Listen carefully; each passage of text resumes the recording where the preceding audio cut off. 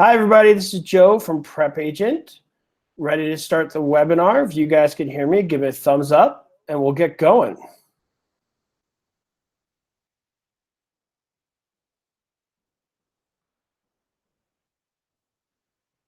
Today, we're going to talk about property ownership. I'll be on the mic, and Sylvia is managing the chat today. You can see her right there.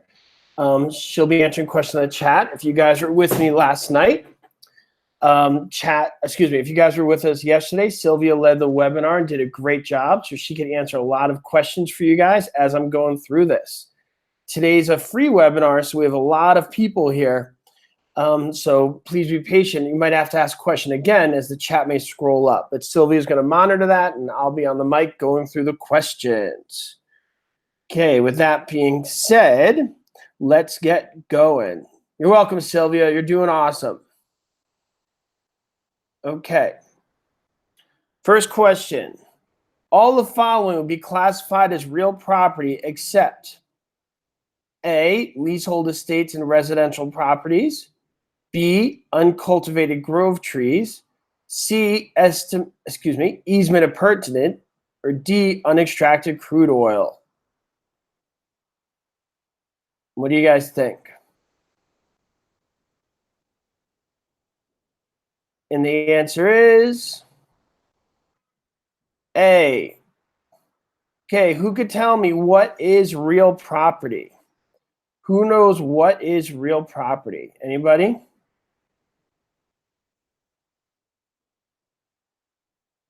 Okay, what is real property?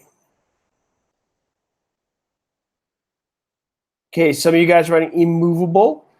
Is all real property immovable? Is all real property immovable? What do you guys think? Is all real property immovable? No. All right. So you guys like to remember real property is immovable, personal property is movable, but there are examples of real property that is actually movable. Can you guys give me an example of real property that is movable? Can you guys give me an example of real property that is movable? Nice job, Rich. A pool cover. Good. Okay. A trade fixture is actually personal property. So that would not be an example. Okay. So a trade fixture is actually personal property. All right. So you have real property and personal property. Everybody remember this. The better way to remember this is real property goes with the real estate. Personal property goes with the person. Real property goes with the real estate. Personal property goes with the person. Everybody write that down. Real property goes with the real estate. Personal property goes with the person. I want to see you guys write that down. Okay? Real property goes with the real estate. Personal property goes with the person. That's a better way to remember it because sometimes that immovable, movable rule could get you guys into trouble. All right?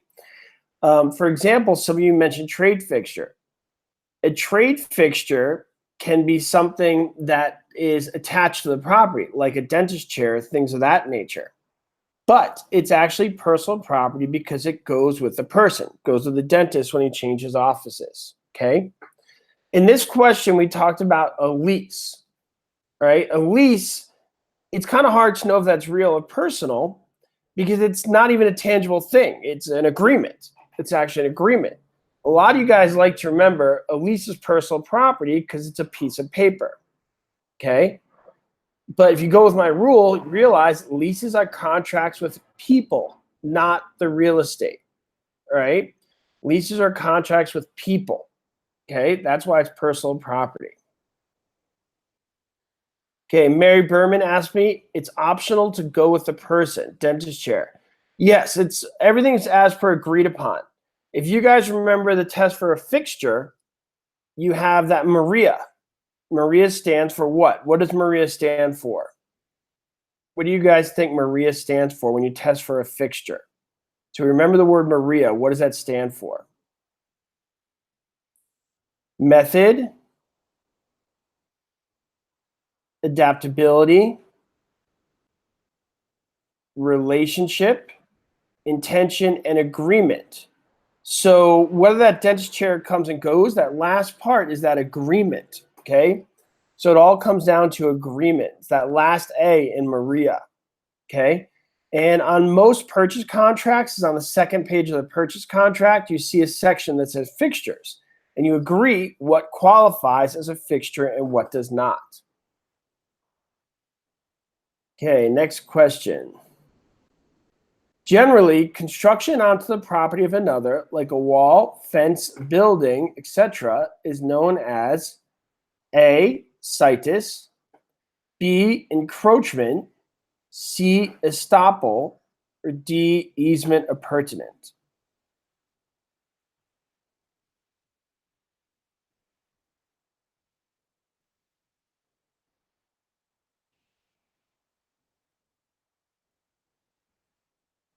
And the answer would be B, encroachment.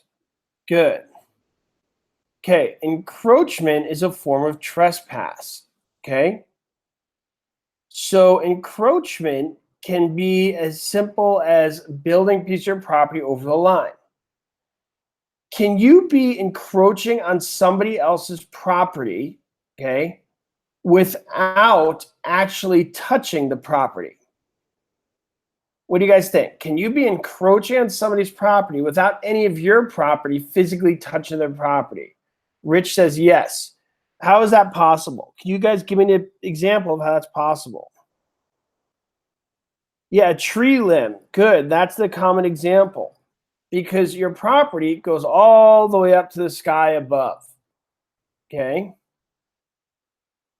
Kind of like when your older brother would hold his hand over your head all the time, be like, I'm not touching you, I'm not touching you, I'm not touching you. But he's still bothering you. And you go, Mom, he's annoying me. He's like, I'm not touching him, I'm not touching him. Okay, even though they're not actually touching each other, the older brother is still annoying the little brother. You guys are laughing, all had older brothers and know exactly what I'm talking about. Or you guys have kids and you're constantly breaking up that fight.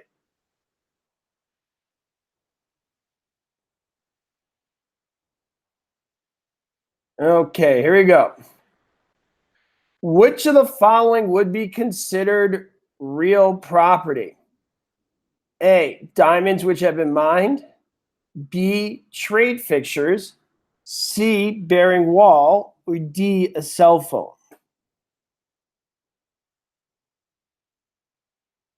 Okay, and the answer here is bearing wall. Good, because that's an essential part of the house. It's the foundation of the house. Trade fixtures are considered personal properties. They go with the owner of that business. People like to use that dentist example all the time. I guess that example is in every real estate textbook across the country. All you guys who looked at your real estate principles book, do you guys all use the example of a dentist? Because whenever we bring up trade fixtures, people always use the example of a dentist. So the trade fixture, okay, is personal properties. It goes with the dentist or the barber or the pizza shop owner or the hairdresser or anything of that nature. Kat, you have pizza on your mind too? I love pizza. Bowling alley would work as well. So you guys get the idea. But the point is, when that business moves, the fixtures go with it because they're trade fixtures. And because it goes with the person, it is personal property. The no carb pizza, then why bother eating it?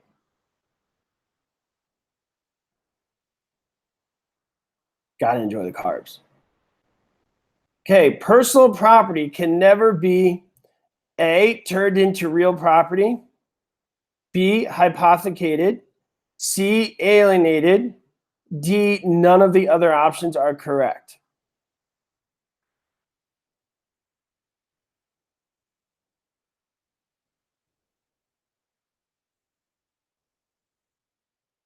Okay, the answer is D. This is what we call the double negative. Never is here, and none is the answer. Okay, so those can get very tricky, right? Because what they're basically saying, personal property can be turned into real property. That's what we're talking about with a fixture. That's what a fixture is when personal property is turned into real property. Hypothecated is when you have its values, you can get a loan against it. And alienate is when you get rid of it. You could do all those things. All right, so that's almost double negatives.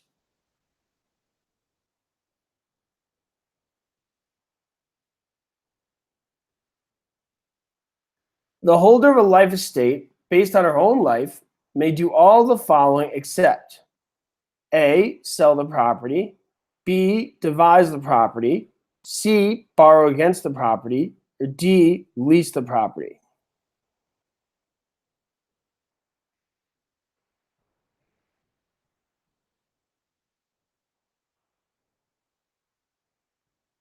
Okay, and you can't devise the property. That means give it to your heirs. You cannot do that. Who knows what is a life estate? What is a life estate?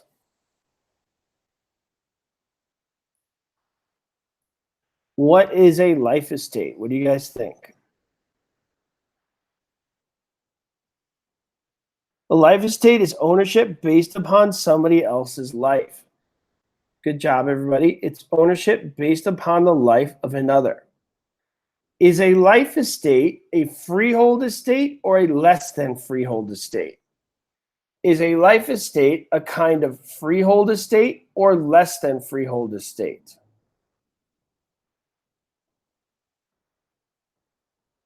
Okay, it is a freehold estate. Good, excellent. We have a lot of new people here today. For you guys who are new, be sure to join the real estate exam study group we have on Facebook. Sylvia, if you could find it, if you would not mind, if you could post that in the chat, the link to that, I would appreciate it.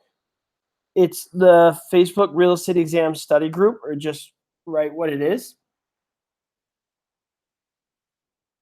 I think we're up to 7,000 people in that group.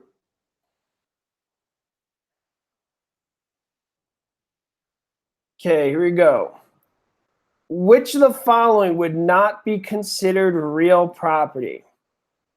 A house, B, a leasehold estate, C, a bearing wall, or D, a fixture? Oh, Annabelle asked about a life estate. How could you sell but not devise? So Annabelle, you could sell your interest. It's for the life of the other, okay? But when somebody dies, then they don't have that interest anymore because it's a life estate. Okay, going back to this question. Which of the following would not be considered real property?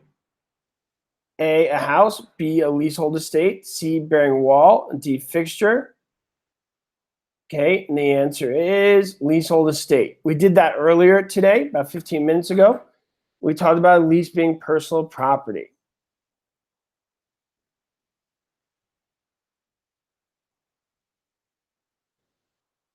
If you guys have noticed our new feature on our website, when you see a highlighted word, when you guys are in the control panel, just click on the word and it'll show you a definition. This is a really nice new feature we built in to make studying a little easier. So instead of having to go back and forth and look up vocabulary, when you see some vocabulary words are highlighted, you can just click on it and the vocabulary word's right there. For those of you guys who are wondering what that highlight was. Okay. Pedro sold Happy Land to Josh. At the time, Happy Land had an appurtenant easement across Pleasantville, which was owned by Jethro. When Josh tried to use the easement, Jethro protested. Which of the following is correct? A, an appurtenant easement always passes when the property is sold.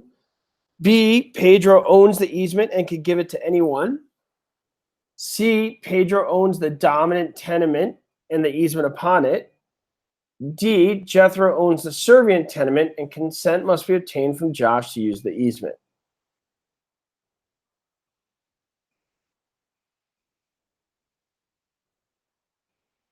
Okay, the easement passes with the property. Okay, an appurtenant easement passes with the property. That's what the word appurtenant means. It goes with the land. All right? That's what it's all about, an appurtenant easement. When something is appurtenant, it means it runs with the land, okay? That's one of those key vocabulary words you guys got to know. Remember, you got to know your vocabulary to pass this test. It's all about that vocabulary.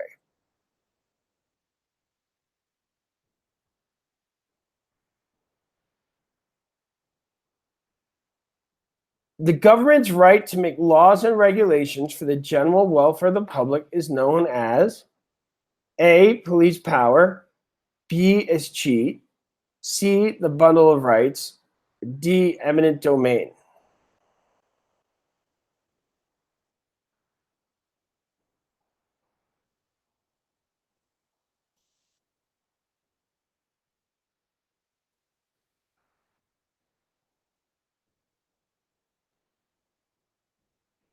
Okay.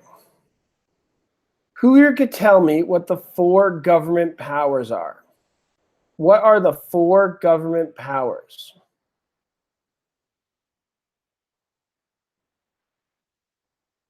Who here knows what are the 4 government powers?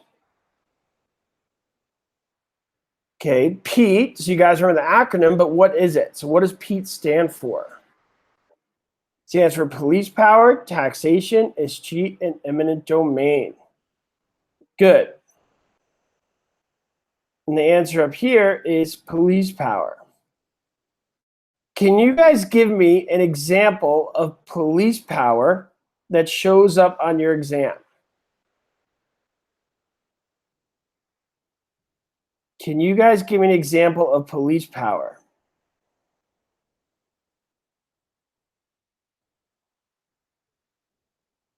Okay, zoning would be one good example, good, and the other would be building codes. There may be other examples, but those are the 2 you need to know for the exam. They don't take your land in police power. That would be eminent domain, okay? Police power, they put on building codes and zoning. So more or less, police power restricts how you use the land. Eminent domain actually takes it from you, okay? Can you guys give me an example of a building code that you probably could see right now, right while you're in front of the computer? If you look around your room, can you guys give me an example of a building code? What is an example of a building code?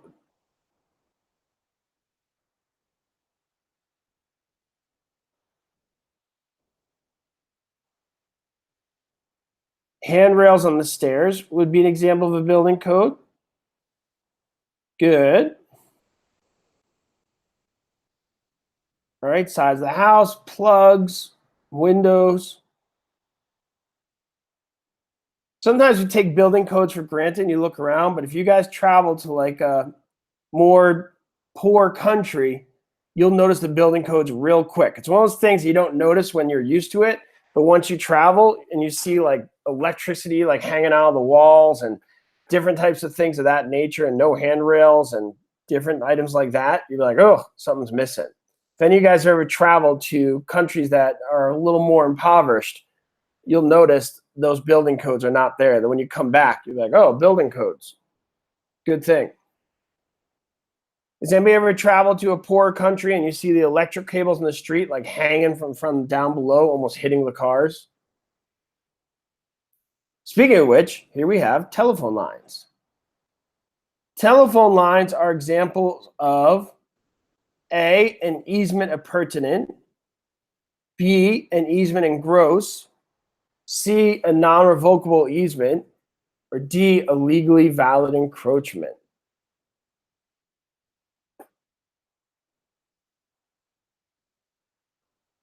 Okay, the answer here is an easement in gross. So what is an easement in gross? All you guys got telephone lines, all right?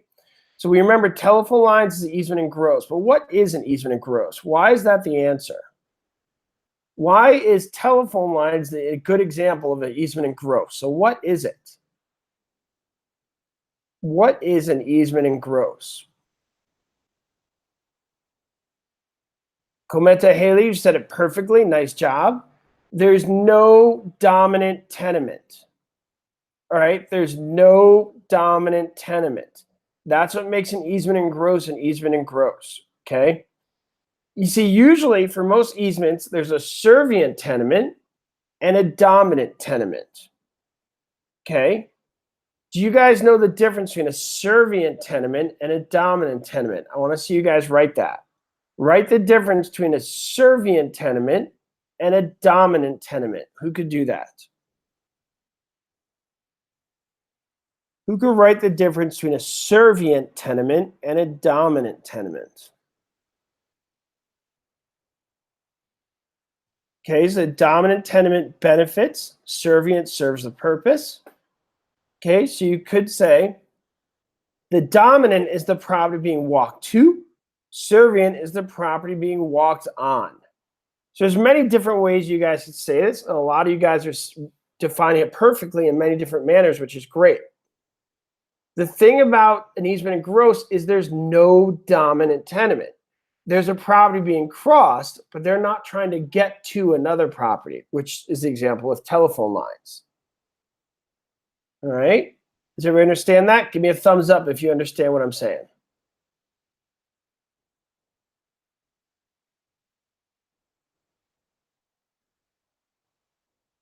Okay. Title held by husband and wife may include all the following forms of ownership except A, tenancy in common, B, joint tenancy, C, tenancy by the entireties, or D, severalty.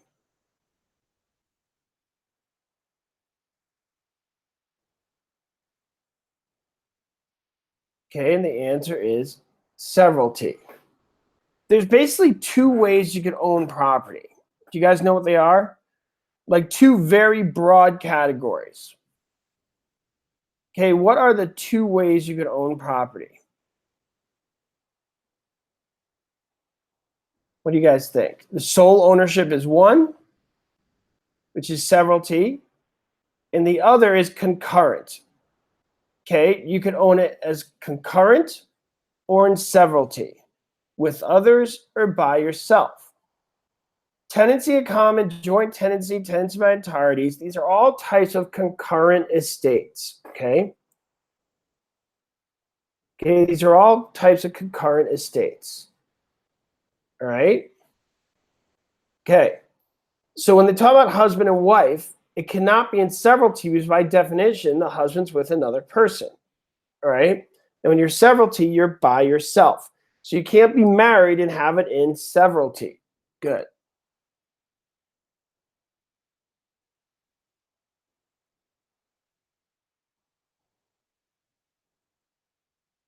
Which of the following would be the best and most complete definition of the term encumbrance? A, any action taken relative to property other than acquiring or transferring title. B, anything which affects or limits the fee simple title to property. C, the degree, quantity, nature, and extent of interest which a person has in real property. Or D, the use of property by debtor to offer a creditor security for the debt.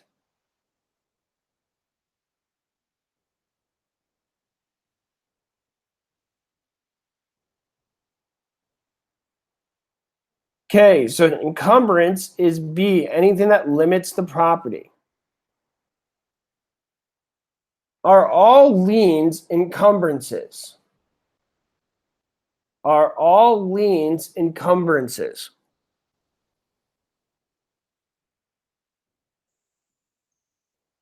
Yes.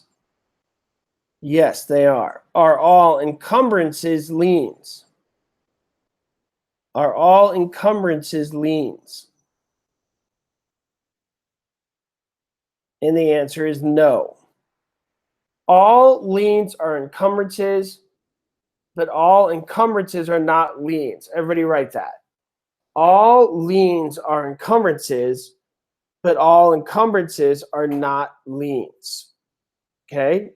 Everybody write that. All liens are encumbrances, but all encumbrances are not liens. Okay? The reason why, because liens have to do with money. All right? Liens have to do with money. And anytime you owe money, all right, and you don't pay the money, they could come get your property, which makes it an encumbrance. Okay? Easements is a form of an encumbrance, but it is not a lien. An easement is an encumbrance, but it is not a lien. That's why all liens are encumbrances, but all encumbrances are not liens.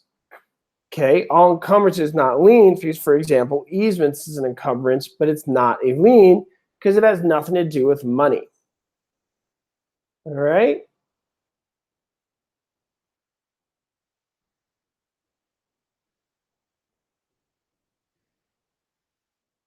Okay, Mary owns one parcel of land and is trying to show that the exceptional circumstance exists which justifies using the land in a way which is prohibited by zoning laws.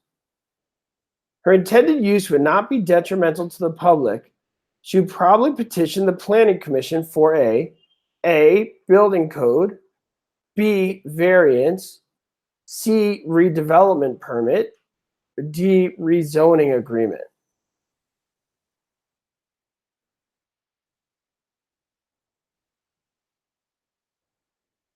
And the answer is B, a variance. A variance is an exception to the rule.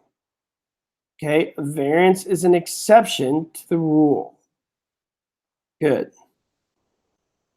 For you guys who have Instagram, be sure to follow me on Instagram. It's prep_agent. You can follow me there. I'll write it here. You can follow me on Instagram. I'm posting questions pretty regularly there that you guys can look at and go over. And we have the answers there too. Okay, moving on.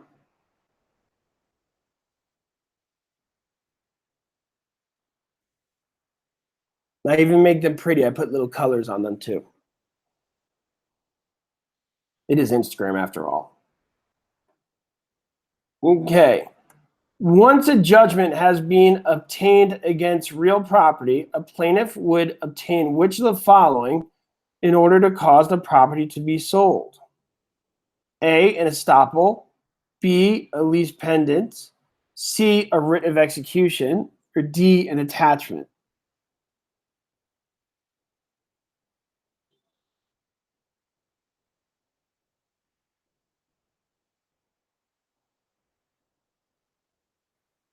And the answer is a writ of execution.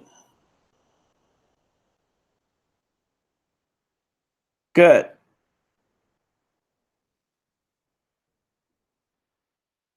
A writ of execution is just a court saying you have to sell the property.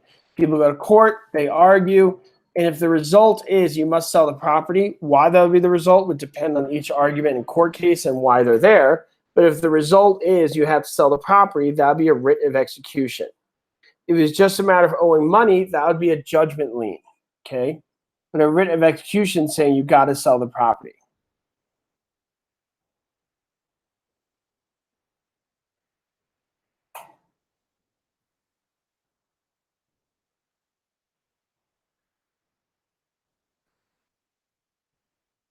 Unless otherwise specified, the rights to minerals which lie beneath the surface of the land, A, cannot be leased, B, are automatically transferred with the sale of real property, C, cannot be conveyed apart from the real estate surrounding the minerals, D, are kept by the original grantor.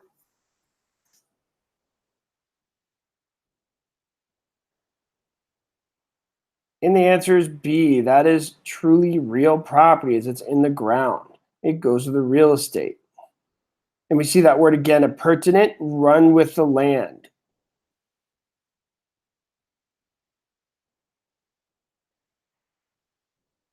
So you guys see the explanation below. Pertinents are said to run with the land, and they require no separate conveyance. Pertinents include easements, stock and mutual water company, covenants, and minerals. They are considered real property.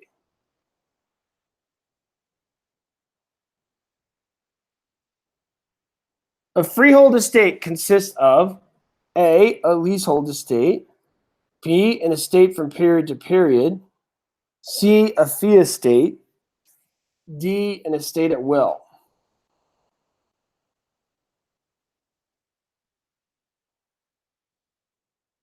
And the answer is C. A leasehold estate is a less than freehold estate. Estate from period to period is a type of less than freehold estate. What kind of less than freehold estate is that when it's period to period? What kind of less than freehold estate is that? What would that be called?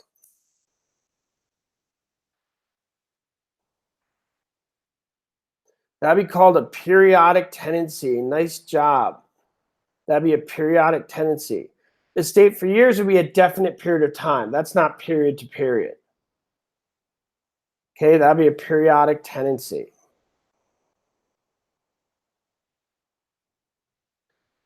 Can you guys name the different types of less than freehold estates? Do you guys name the different types of less than freehold estates? What do you guys think?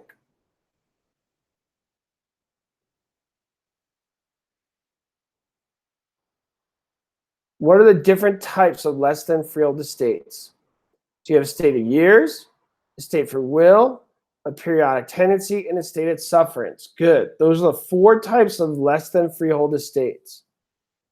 Estate for years, periodic tenancy, estate at will, and estate at sufferance. You guys got to know those, and you have to know what they are as well. Estate for years, a definite period of time. Periodic tenancy is a period to period, like month to month, for example. Estate at will means it ends at any time. And estate at sufferance means that the tenant stayed past the contract date. In other words, a deadbeat tenant.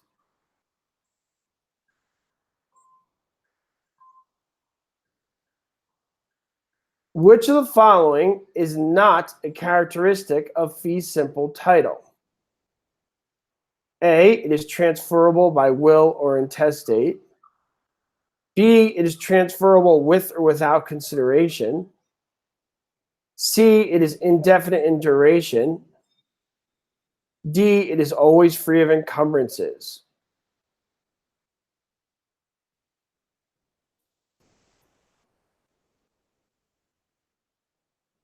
And the answer is D. Remember, I always say, be careful of words that are absolutes. Absolutes are like always, never. We like words more like sometimes, usually, almost. Those are much more comforting. Words like always and never are very scary because they're absolutes. And with real estate law, there's almost always an exception. Okay?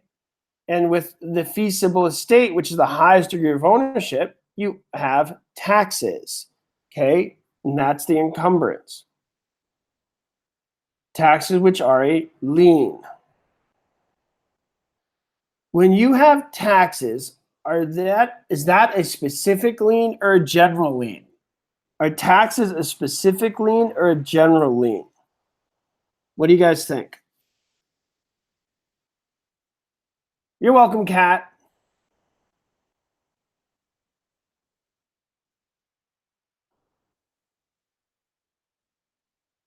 The answer is it depends. That's right, Kevin. It's a trick question. It depends. If it's property tax, it's a specific lien. If it's income tax, it's a general lien. Okay? Property tax is a specific lien. Income tax is a general lien.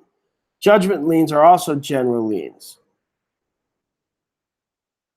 What's the difference between a general lien and a specific lien? Do you guys know? What is the difference between a general lien and a specific lien? Who knows the difference?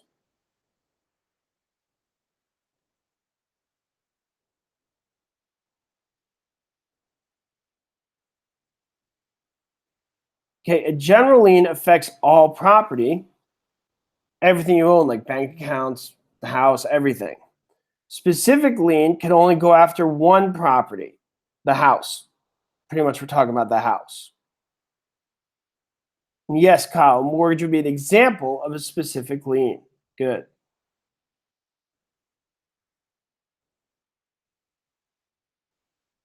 If 5 people own property as joint tenants, A, and one of the owner dies, his heirs become tenants in common with the surviving co-owners. B, each co-owner has a separate legal title to his undivided interest. C, they need not own equal interest in the property. Or D, there's still only one title to the whole property. What do you guys think?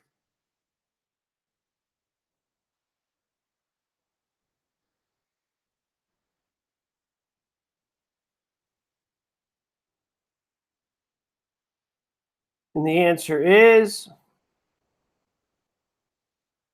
D. There's still only one title to the whole property.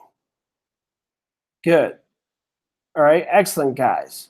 Remember, joint tenants have time, title, interest, possession, all that unity. Remember, joint tenancy to tip, time, title, interest, and possession. Time, title, interest, and possession. It also has that right of survivorship. All right, guys, that's it for today. It was a pleasure having you. I was super happy to have the new people here. For you guys who are premium members, remember this will all be recorded and you can access it through your control panel on the website. Okay. And for everybody else, I hope to see you guys soon. And if you're not a member, you can still enjoy the Facebook page and the real estate exam study group. You don't need membership for that. And with that being said, have a great day, everybody. I'll talk to you guys soon.